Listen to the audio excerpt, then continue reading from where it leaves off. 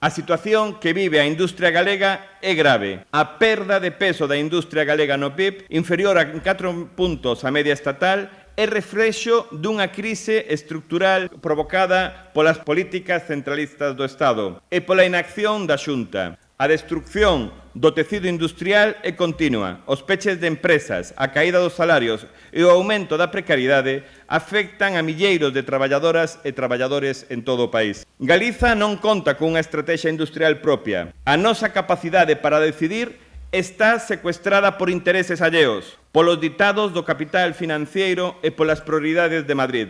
Como CIGA, levamos tempo denunciando esta situación e presentando alternativas. E queremos seguir traballando con forza para construir unha política industrial galega, non depredadora, sustentável e pensada para o futuro. Un modelo que aproveite os nosos recursos en beneficio da maioría social e que garanta emprego digno e estabilidade para as vindeiras xeracións. Reclamamos competencias plenas en materia industrial, denunciamos o fracaso da chamada transición xusta e exiximos un verdadeiro plan de reindustrialización galego que vincule produción e territorio e que peche os ciclos productivos dentro do país e que aumente o valer engadido desta produción.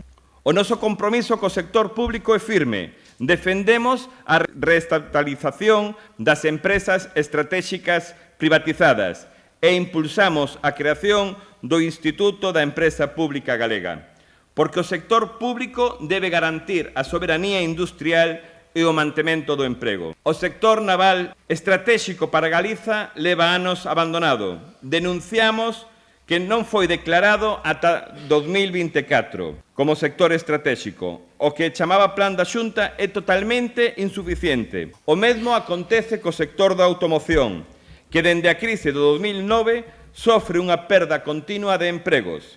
A transición ao vehículo eléctrico estáse a facer sen garantir o futuro das traballadoras e traballadores galegos.